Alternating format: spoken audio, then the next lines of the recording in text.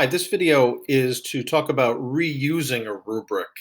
So once you get used to creating rubrics and using them for your assignments, you don't necessarily have to reinvent the wheel every time. So to show you that, for example, here's another assignment that we're going to put on. We're going to call this one sample assignment number 3. I'm going to add a topic, or I'm going to add a Google Doc to it where I want my students to write. We're going to call this one, this is number 3 that I've been working on. So we'll sample assignment number 3. I'm going to make sure again that I make a copy for each student. I'm going to give it a due date. I'll give it the due date and the time. Those are, of course, the time is optional. It's always good to give a due date. I have a topic I'm going to put it in.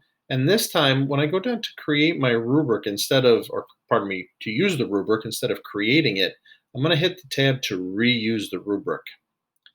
And when I reuse the rubric, this dialog box pops up and it talks about I can pull a rubric from this class that I've been working in as a teacher or any of my other classes. So as I tap this, I have a whole list of other classes that I could possibly go and pull rubrics from. But I'm going to stick right here to the Google Survival class. And I'm going to use my sample rubric number 2, the one created for the last assignment. So I'm going to hit select. And when I do that, it automatically attaches it down here. Now, that's fine. I may choose to edit that though. If I want to edit that rubric, or even if I want to look at it before I assign it, I'll just tap it. Tap the rubric, the little icon for the rubric, and you can see I can look at the rubric. But maybe this isn't what I want. If everything is fine, I can use it as it is. Or if I want to change it, I'm going to hit these the three dots, and I'm going to choose to edit. And again, now my editing sheet pulls up, and I can make any changes that I want to this particular rubric. So let's say, for example, I noticed that there was a typo last time. I can make a change there.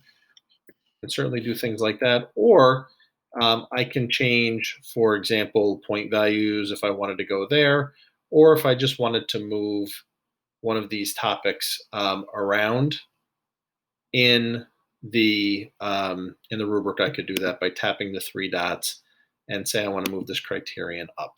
So now the first thing is organization and the second is use of evidence. So I can edit this, I can make changes to it. When I have it the way I want it, I'm going to choose save.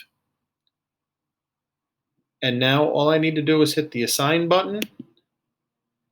And this assignment is now sent out to students with that reused rubric.